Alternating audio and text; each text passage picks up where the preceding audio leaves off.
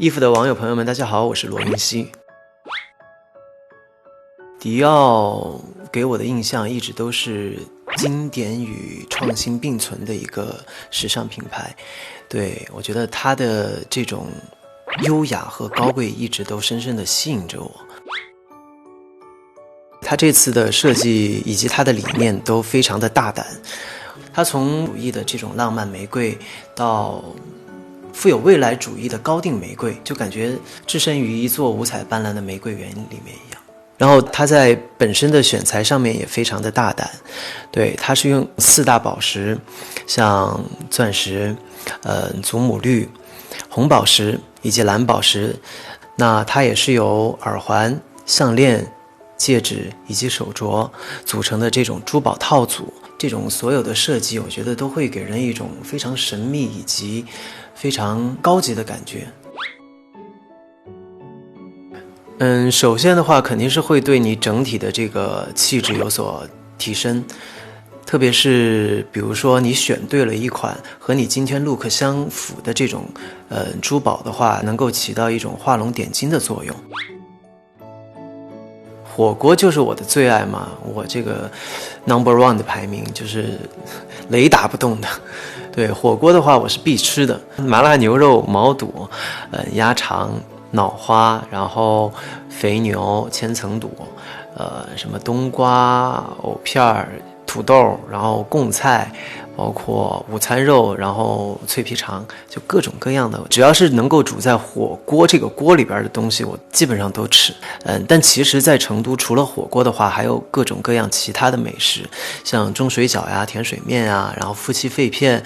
红油兔丁、冰粉、老妈蹄花，就琳琅满目，层出不穷，激发你味蕾当中的那个非常刺激的神经。你有没有哪些不能接受的食物？香菜不吃。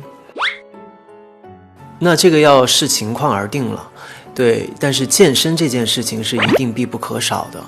那如果说你有一段比较稳定的空闲的休假时期的话，我会请一个教练专门的进行系统的健身训练，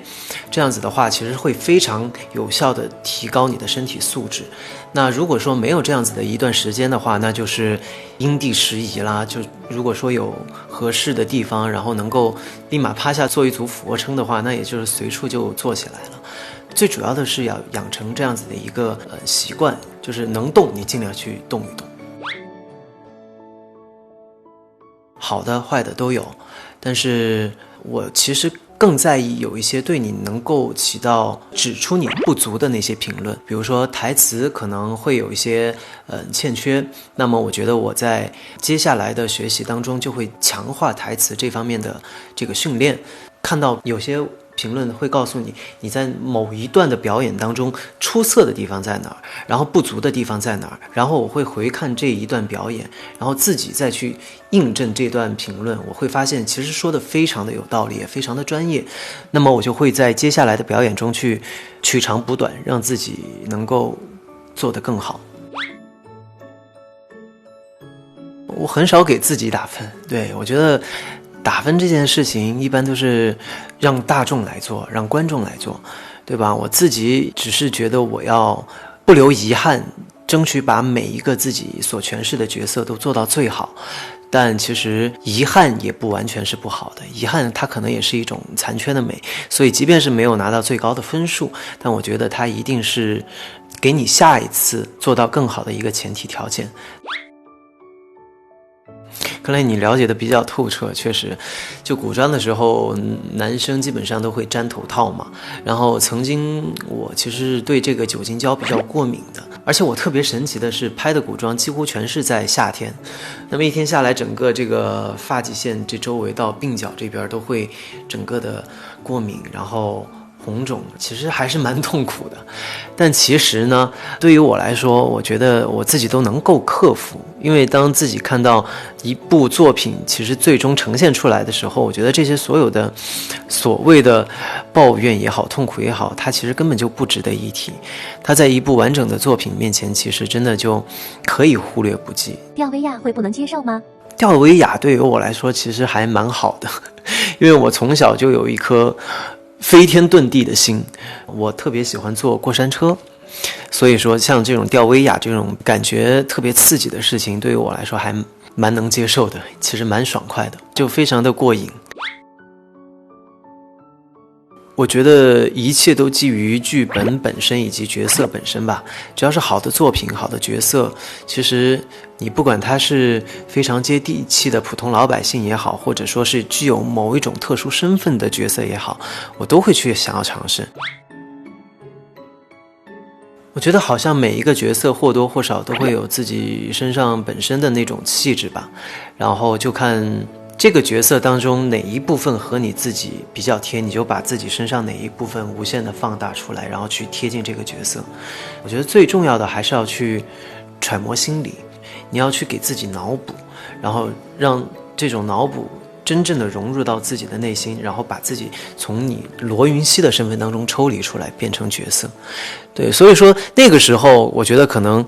我就是他，他就是我，所以我身上的某种气质也就是角色本身的气质了。